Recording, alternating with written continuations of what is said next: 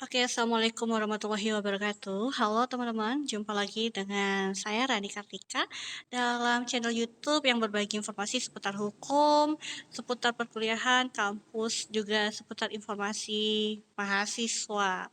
Nah, teman-teman, sebelum saya melanjutkan pembahasan di video ini, saya ingin menyampaikan terlebih dahulu apabila selama saudara mendengarkan penjelasan di video ini terdengar mungkin suara kendaraan dan lalu lalang kendaraan, mohon maaf sekali karena memang posisi saya saat ini berada di pinggir jalan raya. Nah, kebetulan tempat saya ini posisinya memang di pinggir jalan raya, teman-teman, gitu ya.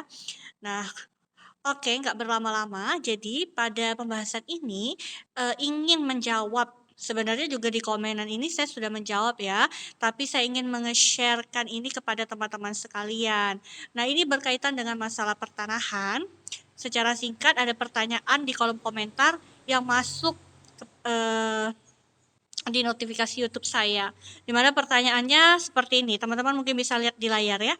Keluarga suaminya menjual tanah kepada beberapa orang hanya dengan kwitansi dan para pembelinya sampai saat ini tidak pernah mengurus surat-surat seperti akta jual beli maupun sertifikat.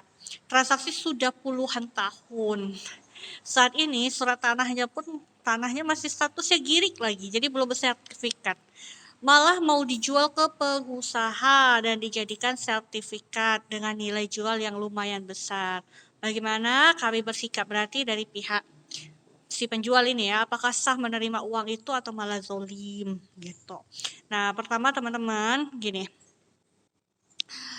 apabila kalian itu sudah melakukan transaksi kepada seseorang ya, terkait misalnya dalam konteks ini jual beli tanah, maka seharusnya diikuti dengan proses peralihan hak atas tanah tersebut. Kalau tanahnya statusnya masih girik, belum bersertifikat, harusnya dengan pembeli mengurus untuk melakukan proses pendaftaran tanahnya terlebih dahulu.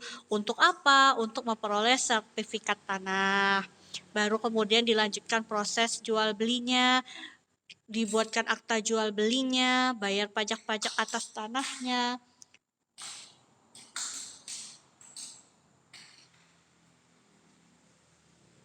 Kemudian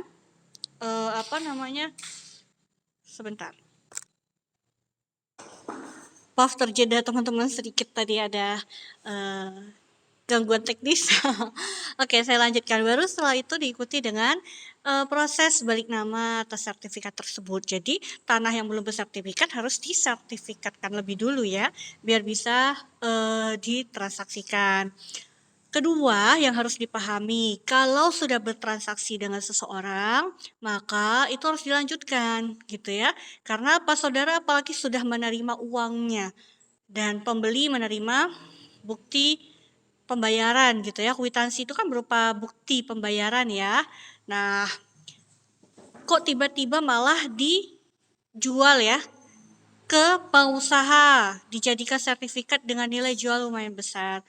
Ini bukan masalah, yang jadi masalah adalah si pembelinya tadi yang sudah bayar itu tahu tidak gitu ya, kalau tanahnya itu yang belum diurus di balik nama itu justru sama si pihak penjual ini udah mau diserahkan ke pihak lain gitu kan ya. Karena apa? Jangan sampai ini riskan ya, bisa muncul yang namanya konflik atau sengketa pertanahan nanti.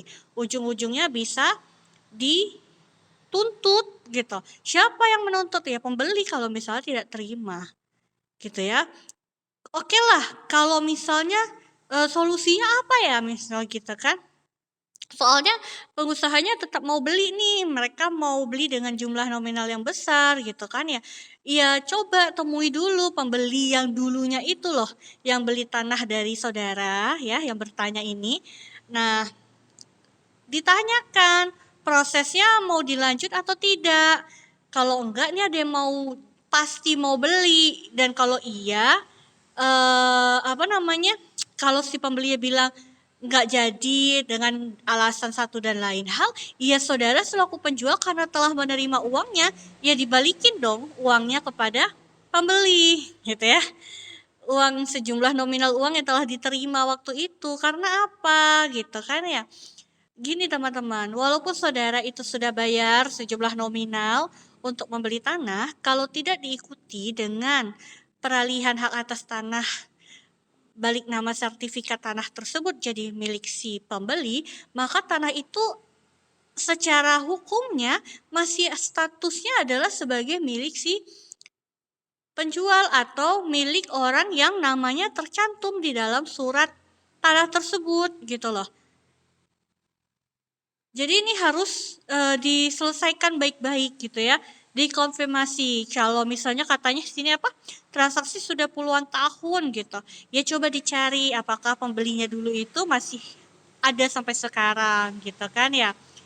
Harusnya dengan itikat baiklah sebagai pemilik tanah atau penjualnya gitu ya.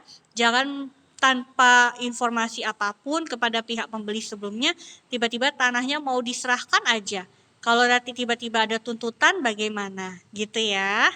Oke, terima kasih. Semoga ini bermanfaat.